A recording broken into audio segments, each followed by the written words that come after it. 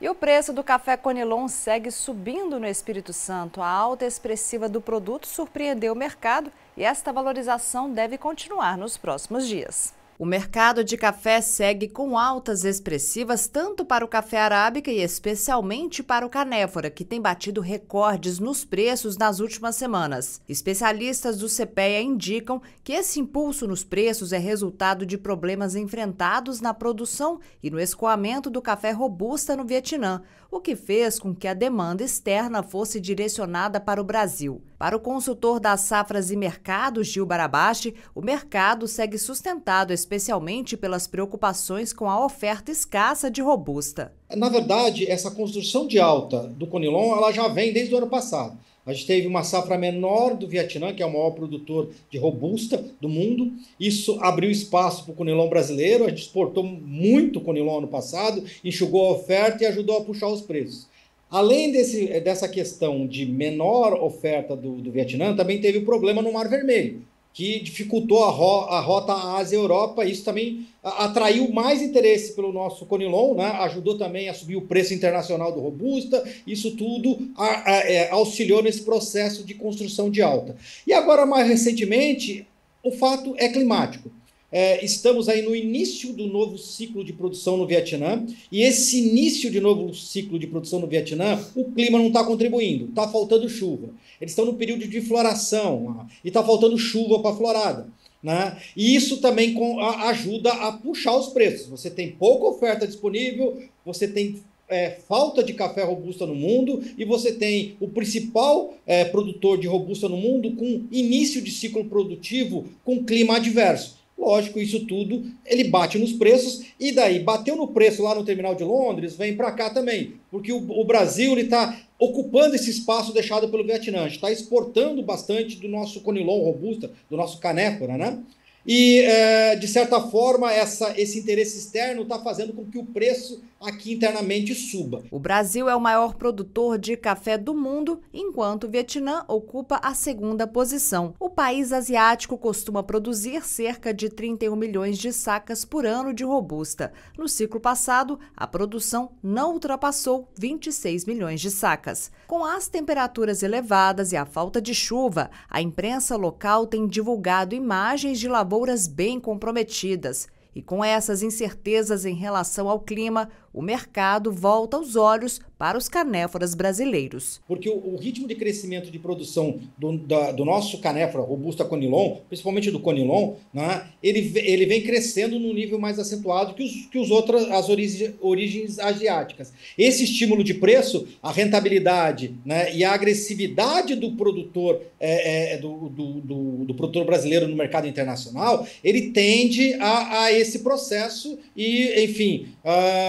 dentro em breve a gente se tornar também. A gente já está aumentando a nossa participação. Eu lembro que, basicamente, o nosso Conilon ele ocupava espaço no mercado. Ali, quando sobrava um pouco de Conilon aqui, a gente preenchia algumas lacunas no mercado internacional. Nos últimos anos, a gente vem se apresentando como um player importante e vem crescendo a nossa representatividade. E continuar desse jeito, fatalmente, a gente vai ocupar cada vez mais espaço, em termos não só de produção, mas também em termos de mercado internacional. E daí, sim, podemos ser não só o maior produtor e exportador de arábica, como também o maior produtor e exportador de canéfora, o robusta com o Conilon. Para o ciclo 24-25, as preocupações seguem em torno do clima seco no Vietnã, com temperaturas acima da média, em um momento de florada do café no país, crucial para o desenvolvimento do grão.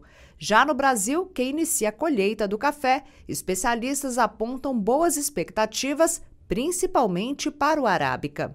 A gente tem duas visões, né? No Conilon, talvez esse início está trazendo aí, por conta de chuva, por conta desse atraso, talvez você tenha um pouquinho mais de pessimismo em relação ao que você tinha imaginado inicialmente, né? E talvez esperava um crescimento na produção, pode ser que não venha, ou venha menos do que estava se esperando. Pelo menos esse é o sinal nesse início. Mas precisa andar um pouco mais a colheita e o trabalho para a gente ter uma sinalização um pouco melhor. No caso do arábica, né, a ideia é que a gente tenha mais café esse ano do que teve o ano passado. Tem alguns problemas, tem algumas regiões que vão ter alguma perda em relação à produção, teve regiões que teve queda de fruto maior que outras, mas no geral a expectativa ainda é positiva para a produção de arábica, especialmente em Minas Gerais.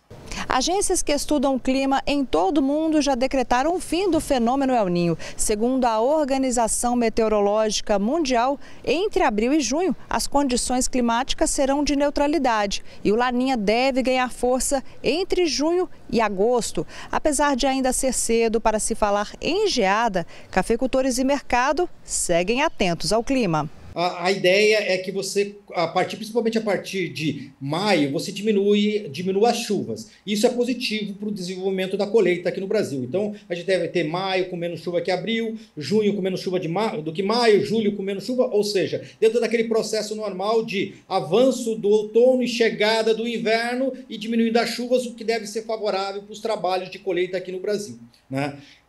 Só que, um outro ponto, a gente está olhando para chuvas, né, e para o efeito colheita.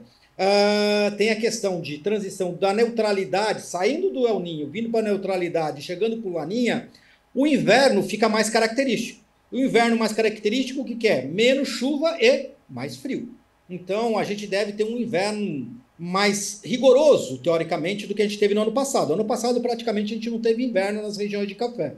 Esse ano, a chegada de massa de ar polar deve ser mais frequente. Isso pode trazer algum risco. Não, ainda mais, que nem você falou, é muito cedo para falar em geada. A gente pode falar em um inverno mais rigoroso, um inverno mais frio. Essa é a tendência, com entradas de massa de ar polar mais frequentes do que a gente teve no ano passado. Agora, para isso se transformar em geada e afetar a produção, tem um espaço enorme, isso só é monitorado mais próximo do evento. Então, essas são as mudanças climáticas do ano passado para esse ano, nessa transição do El Niño para o Laninha. E com as altas expressivas nas bolsas de Londres e Nova York, Gil Barabashi dá dicas aos cafeicultores. A gente está vivendo um momento extremamente favorável para o produtor de café em termos de preço. A gente teve um salto, o preço do café subiu, né? Ele subiu em cima do quê? De alta em bolsa, alta em Nova York, alta em Londres e também a alta do dólar. Então é um momento interessante para o produtor olhar com mais carinho para o mercado. Mesmo porque daqui a pouco começa a avançar a colheita, começa a aparecer mais café novo no mercado e isso pode tirar um pouco dessa força que a gente está vendo dos preços. Então,